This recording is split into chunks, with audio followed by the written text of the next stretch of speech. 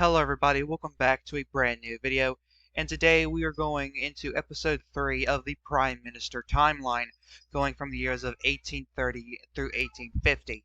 Now it starts off slow, but as we keep getting deeper and deeper into these two decades, things start to get very, well, interesting, because there's stuff happening.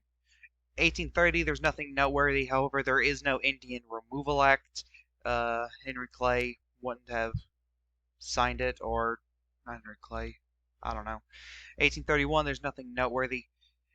Prime Minister Adams, that's John Adams, he wouldn't have signed a Indian Removal Act. He recharters the Second Bank of America. This is what the Federalists would have wanted to do. And we also have the 1832 federal election, where the Federalists, led by Henry Clay of Kentucky, wins 177 seats, gaining 17 seats. The Democratic Republicans are led by Martin Van Buren of New York. They win 45 seats, losing a net gain of having a net loss of 45 seats.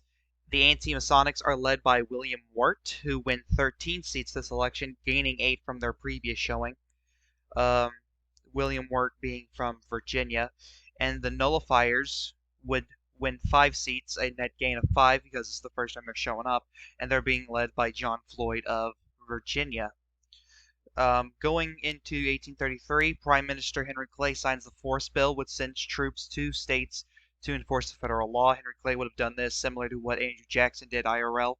1834, Clay would sign the Indian Trade and Intercourse Act, which would establish reservations, Indian reservations throughout the country, which there being a lot more because they haven't been sent out to the west. So Oklahoma isn't a very heavy Native American state, and same thing with Arizona and the rest of the plain states.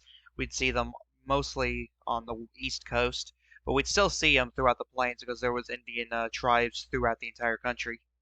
1835, Prime Minister Clay pays off the national debt. This would have happened no matter what. It would have happened a little bit later on in the year, but it still would have happened. And the Florida War begins. The Florida War is also the second Seminole War, but since the first Seminole War never began, we can't really call the second Seminole War the second Seminole War. It'll just be known as the Florida War.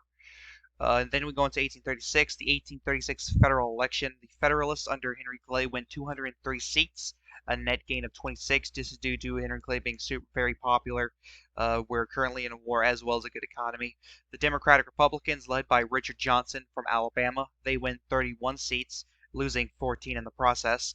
The Anti-Masonics are led by I think Charles Ogle. I don't remember what state he's from, but they win 5 seats, losing 8 from their previous showing. And the Nullifiers nominate William Elmore of New York, who win 3 seats, which is 2 less than what they had previously. 1837, we would see the Panic of 1837, which shows record high unemployment for the United States. This results in many Southern Federalists, because the Federalists would have a lot of Southern presence in this timeline. They would join in with the opposition, the Democratic Republicans, Nullifiers, and Anti-Masonics, in voting no confidence against Henry Clay. Going on to the 1838 federal election, the Federalists would still have control over Congress. They would win 197 seats, minus 6 seats from 2 years ago. The Democratic Republicans being led by William Reeves. I don't remember what state he's from. They would win 44 seats, a net gain of 13, most of them coming from the South. And the Anti-Masonic Party, led by Charles Chapman of Connecticut, they would only have 1 seat, being Chapman's seat, and they would lose 4 seats in the process. So essentially all but 1 seat. 1839, there is nothing noteworthy. 1840, nothing noteworthy. 1841, nothing noteworthy. So Henry Clay has a pretty boring term.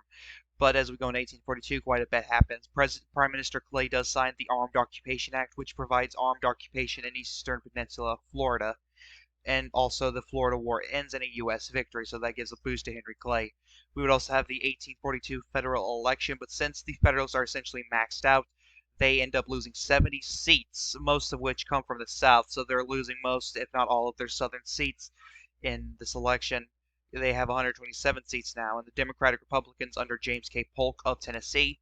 Yes, Polk runs in 1842, but he doesn't become prime minister. He does lead the Democratic Republicans into gaining 49 seats for a total of 93 seats.